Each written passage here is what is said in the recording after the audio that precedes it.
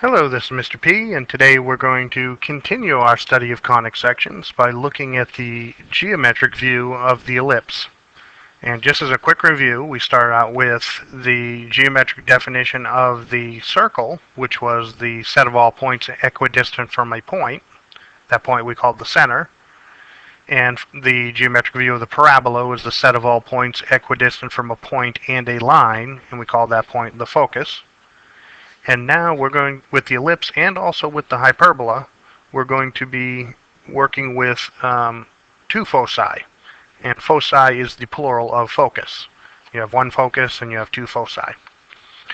And the idea with an ellipse is that any point, the set of all points, where the distance to the two different foci, in other words D1 and D2 in this diagram, the sum of those two distances is going to be constant. And with a hyperbola, which we'll deal with in the next section, the difference of those two distances will be constant. So we can actually physically make an elliptical curve by taking a piece of string and pinning it down on both ends, and then by pulling it tight with a pencil, you can move the pencil across, and as long as you keep the string tight, then the string never changes the length, so it's the sum of those two distances will be constant, and the pencil will trace out an elliptical curve. So that's physically what these curves are. Now a little bit of vocabulary. We have, of course, the center, and then the vertex is on either side of the widest part that goes through the center. And the two vertices will be on the same line as the center and also as the foci. So the center, both foci, and both vertices are all on the same line, which is called the major axis. And the major axis goes from the vertex to vertex. It's the widest part of the ellipse. And then perpendicular to that will be the minor axis. It's the shortest distance through the ellipse. So you can sort of think of from the center to the vertex as the largest possible radius, and the center to the endpoint of the minor axis as the shortest possible radius. Notice that the distances here, if you have from vertex to vertex, then the center is located in the center. I mean, the vertex is equally spaced. So this distance here is the same as this distance here. And same thing with the foci are evenly spaced about the center as well. We do have the symmetry in this figure. Now what they don't tell you about in Algebra 2 normally is that there is a hidden triangle inside the ellipse. And that's because we can relate three different lengths to be lengths of a right triangle. And the three lengths are the distance from the center to the vertex is what we call A. And that'll always be A. Center to vertex is A. Center to the endpoint of the minor axis, that will be B. And from center to focus will be C. Now the largest of these numbers is going to be center to vertex, because the focus is always inside of the ellipse. So the center to the vertex forms a hypotenuse of a right triangle that has the sides of B and C. C being, again, from center to focus. And we can see that here in our diagram. So this is segment C. Or, I'm sorry, this is the length for B. C goes from center to focus. If I were to draw the line that creates a hypotenuse on that right triangle, that length is the same, as you can compare to this length here, as from center to vertex. And that's in either direction. So the good thing about that is, you know, if you know two of the values, you can always find the third by just using the Pythagorean theorem. But don't forget in this case that the A is going to serve the role as your hypotenuse. Now our model for these, the standard form of the equation, there are two of them depending on whether you have horizontal or vertical. And the things to pay attention to in the models are, notice how it's always going to be 1 on the right hand side, and the x's and the y's, as far as the, h is always associated with x, k is always associated with y, and those are in the same spot in both models. The only thing that flip-flops or changes is the a's and the b's. And in an ellipse, the a is always going to be the largest of the values between a, b, and c. So if the largest value is associated with the x, then you're going to have a horizontal model. Your major axis, the line that goes through vertex, focus, center, focus, and then vertex, that is going to be a horizontal line. And if your a is associated with the y value, then your major axis is going to be vertical. And don't forget it. If you know two of the values, a and b, then you can always find the third with the Pythagorean theorem, but treat the a as the hypotenuse. And of course, if your h and your k are 0, in other words, if the center is at the origin, then these two models can be reduced into a simpler form, but they still have the same properties of the a and b. If a is associated with x, it's horizontal. A associated with y, it's vertical.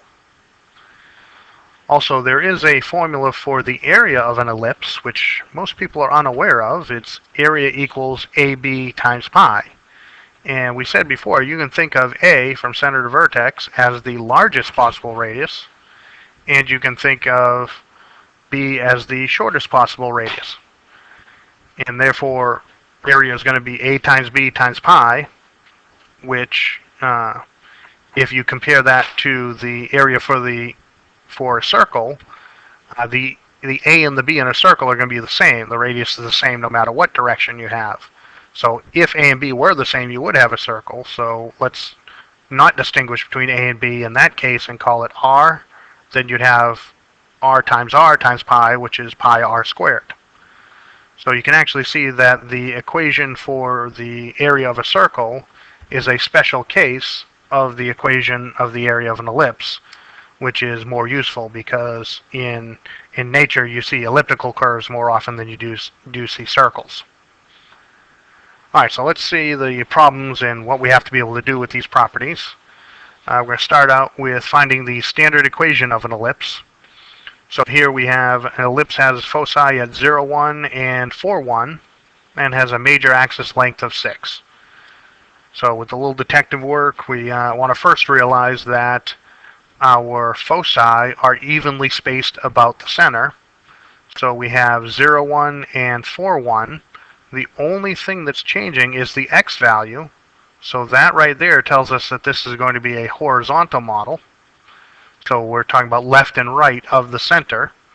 So to find the center, I simply take the midpoint of these 2 points, the 2 foci. And the midpoint, of course, is just the average of the x's, the average of the y's, and that's going to give us the midpoint, which is 2, 1. So our center is 2, 1. Therefore, I know that h is 2 and k is 1. And then for the other piece of information they give us, they tell us the major axis, which is left and right, we now know, has a length of 6. So that's from vertex to vertex as the major axis length. So half of that would be from center to vertex, which is 3, and that is what A is used for, to stand for. So A is the distance from center to vertex, so A is 3. Now we also know, because we have a center at 2, 1 and the focus was at 0, 1, that the distance between these two is going to be 2. So therefore our C is a value of 2. And once you know A and you know C, then we can use the Pythagorean theorem, treating A as the hypotenuse, and then we get the square root of 5 is the value for B. And once you know A, B, C, H, and K, you know everything you need to know. And we simply plug into our model that we already said was horizontal. It's horizontal because the only thing changing here is the x values. So horizontally, that means we're going to put A with the x value. So A is associated with the x value. Don't forget our B is going to be associated with the y value. And then for the h and the k, that's simply the value of x that causes that parenthesis to be 0, which is 2. And that's the x value of the center. And the value of y that makes that parenthesis 0, that is going to be the y value of the center. So therefore our answer does make sense. All right, let's look at an additional example. And here we're going to find the equation of an ellipse. And they give us major axis length of 10, They give us the two foci are at -2, 2, and 4, 2. So first of all, the major axis length of 10 means that half of that would be the value of A. So A is going to be 5. And then for the foci, halfway between them is going to be the center. And from the distance between the two foci, half of that distance is going to be the value of C. So from -2 to 4 in the horizontal direction, because the only thing that's changing here is x, from -2 to 4, that's a distance of 6, and half of that is going to be 3. In other words, if you take the difference between them is you subtract the two of them, and then divide by 2, and you're going to get a 3 as your distance. Next, if we think of this visually, and we put what we know already visually, we have a hypotenuse. A is the hypotenuse of 5. We have a leg of 3. And then hopefully you recognize the 3, 4, 5 triangle. If not, you just do the Pythagorean theorem. In any case, you're going to get the B is equal to 4. And like we said, our center is halfway between these two foci. Foci are evenly spaced about the center. So I'm going to take the average of the x's, which give me 1. I'm going to take the average of the y's, which is the same number, so it's just, I don't have to do anything with the y's. So our center is 1, 2, and that gives us our value of h and k. H is 1, k is 2, and we know A, B, and C. We know everything we need to know. And now for the model we're going to use, notice how this is going to be a horizontal model because our changes across the foci are x changes only. So the horizontal model puts the A with the x. The larger value is going to be A. And when we substitute in what we know, A is 5, so 5 squared is 25. B is 4, so 4 squared is 16. And H and K, that's the value of x that causes this to be 0 is 1. The value of x that causes that to be 0 is 2. So our answer does make sense. All right, we also need to be able to sketch these ellipses. And looking at that, if they give us this equation, we need to get it into standard form so we can readily pull out those properties. So first thing I'm going to notice is the 36 on the right-hand side. Our models for an ellipse always have a 1 on the right-hand side. So I'm going to divide through by 36, and that's going to give me this second equation.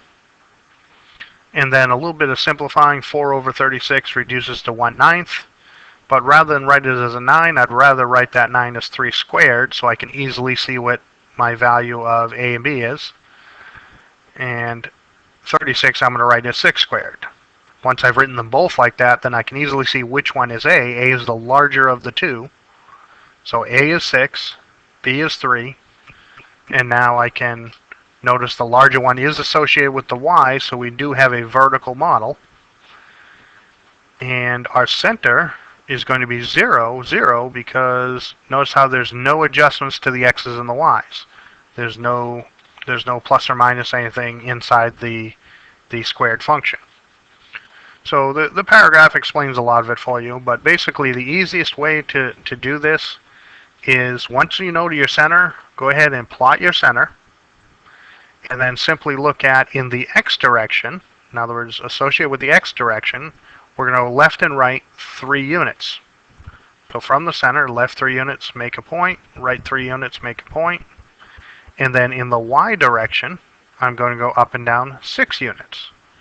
So here I go up 6 units, make a point, down 6 units, make a point, and then draw a smooth curve through those 4 points, and you have your ellipse.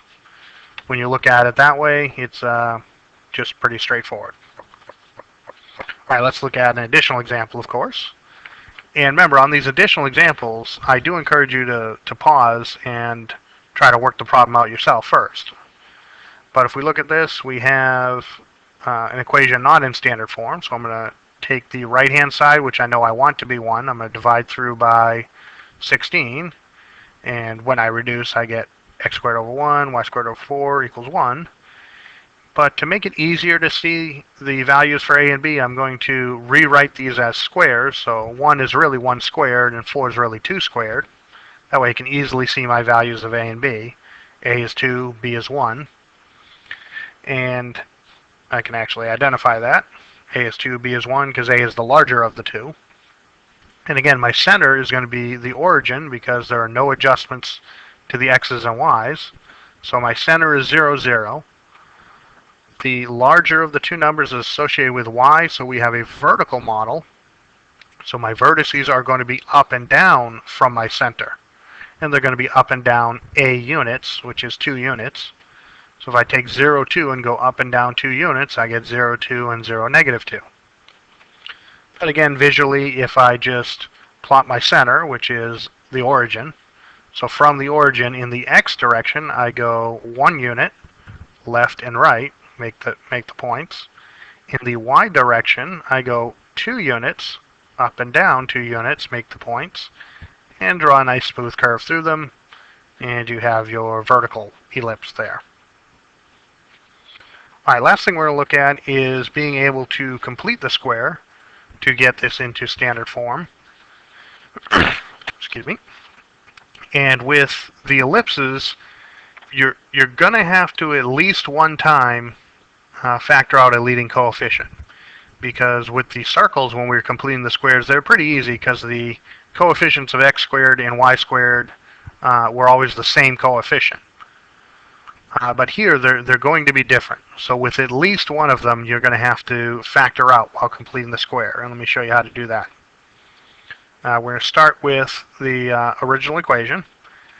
And then we're going to move the constant over to the right side, which makes the negative 8 a positive 8.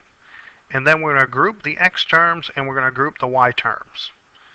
When I group the x terms, I notice that it has a leading coefficient. You need to have a 1 as a leading coefficient in order to be able to complete the square. So whatever that number is in front of the x squared, the squared term, I'm going to factor that out. And when I do that, I factor a 4 out of here, it becomes just x squared.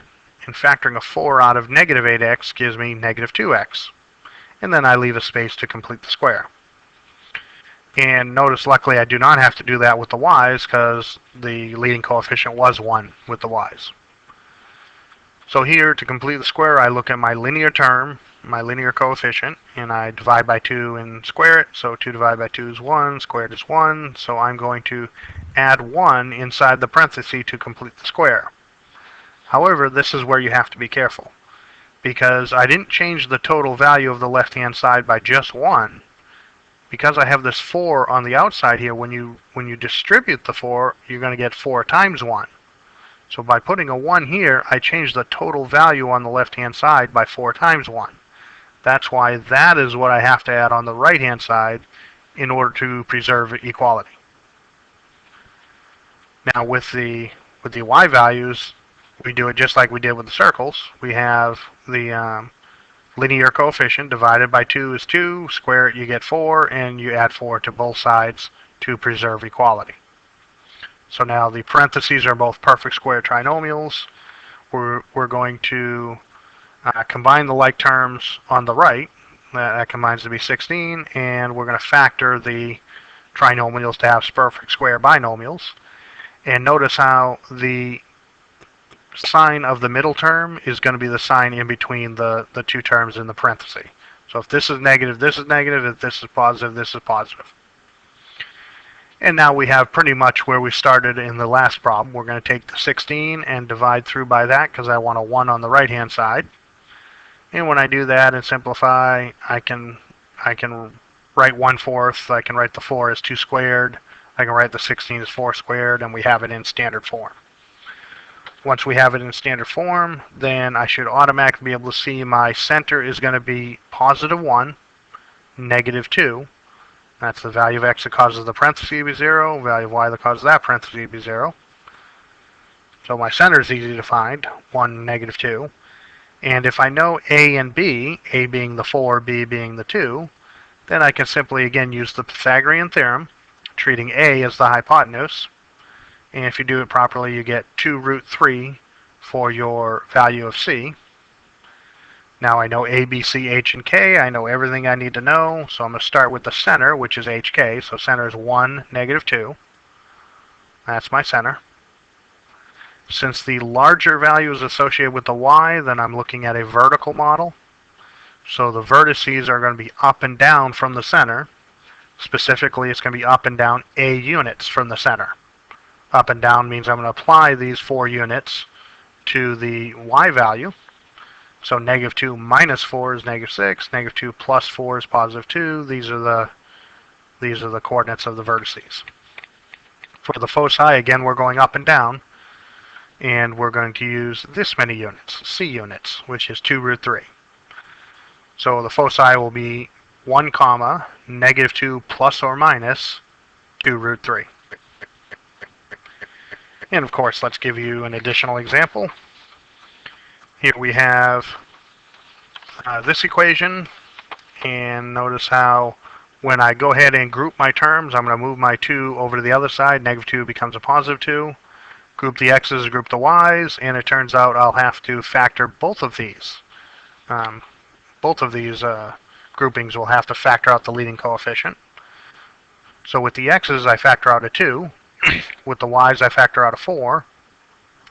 And then to complete the square, it's 2 divided by 2 is 1, and then square it to get 1. But on the right-hand side, it's going to be 1 times 2, which is 2. And for the y's, I take, again, 2 divided by 2 is 1, square it to get 1, but then it's 1 times 4 to get 4. And now my equation's balanced. My trinomials are perfect squares. So I combine the like terms on the right-hand side. I factor on the left-hand side. And then I'm ready to divide through by the positive 8, which gives us this equation. Now from this, I should be able to see my h and k is simply going to be 1, negative 1. My a is 2, because it's 2 squared.